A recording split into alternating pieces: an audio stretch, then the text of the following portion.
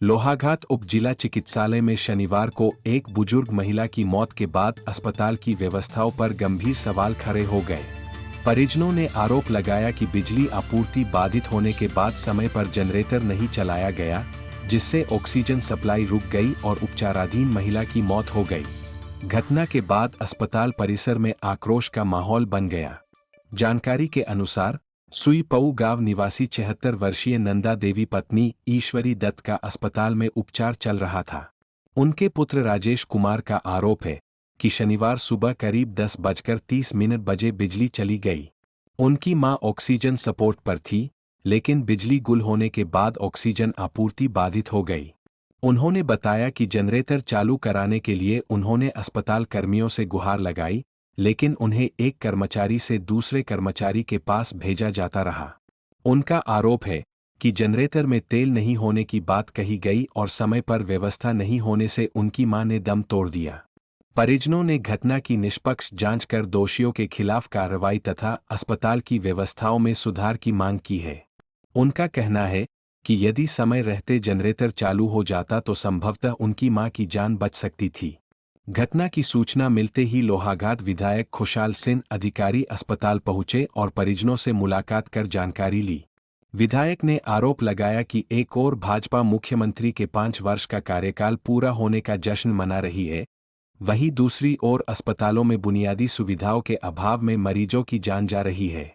उन्होंने कहा कि चिकित्सक अपनी जिम्मेदारी निभा रहे हैं, लेकिन स्वास्थ्य सुविधाओं की कमी सरकार की विफलता को दर्शाती है।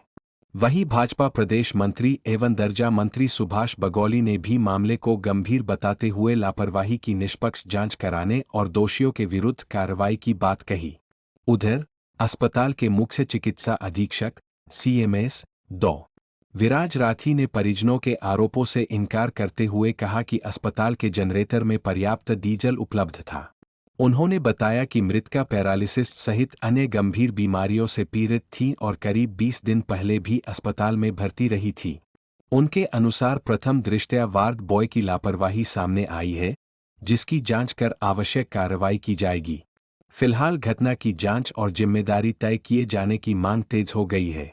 ये आज इस हॉस्पिटल की दशा को देखते हुए ये इनका बीजेपी का विकास दिख रहा है, जहां ये जनता को जीते जी लोगों को मारने का कार्य ये सरकार के द्वारा किया जा रहा है। ये हमारा दुर्भाग्य है, क्योंकि यहाँ के जितने भी डॉक्टर्स हैं, यहाँ का स्टाफ है, मैं उनको तब भी धन्यवाद देता हूँ क्योंकि वो बहुत अच्छा काम कर रहे हैं और उनके ही जो कार्य हैं, जो उनके अच्छे कार्य यहाँ पर किए जा रहे हैं। जिस अस्पताल में 2 आदमी 4 आदमी दिखते थे, आज उनके ही ये कर्मनिष्ठा से, उनके कार्यों से हमारा पूरा क्षेत्र लाभान्वित हो रहा था। बड़े दुर्भाग्य की बात है, वो करते क्या है, कर क्या सकते हैं। कल ही मैं देख रहा था यहाँ पर कोई साजी परिवार की कोई एक मैडम यहाँ पर आई थी, तो इनके पास इंजेक्शन ही था, तो उन्होंने कहा कि भाई आप इंजेक्शन ला दीजिए, मैं इनको अभी ठीक करता हूँ। साजी को एक इंजेक्शन के लिए कहा गया, वो 4 इंजेक्शन यहाँ पर दे गए हैं। ऐसी व्यवस्था यहाँ पर हो रही है कि हम लोग दवा लाएं, डॉक्टर चाह रहे हैं, डॉक्टर का स्टाफ बहुत अच्छा है, डॉक्टर चाहते हैं कि हम मरीजों की व्यवस्था करें, मरीजों को देखें, परंतु सरकार चाहती है कि यहाँ के लोग जो जैसे हैं तैसे रहे, ऐसे मरते रहे।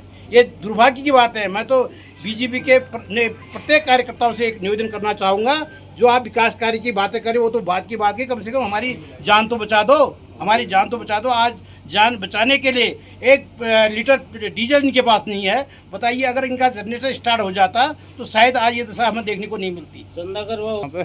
ये लापरवाही बिल्कुल सरकार की इसलिए है, जब यहाँ पर कोई दवा नहीं है, कोई इंजेक्शन नहीं है। डॉक्टर मेहनत कर रहे हैं, हम डॉक्टर की कहीं आलोचना नहीं कर रहे हैं, डॉक्टर बहुत अच्छे यहाँ पर आए हैं। डॉक्टर की जितनी तारीफ की जाए वो कम है, परंतु डॉक्टर करेंगे क्या।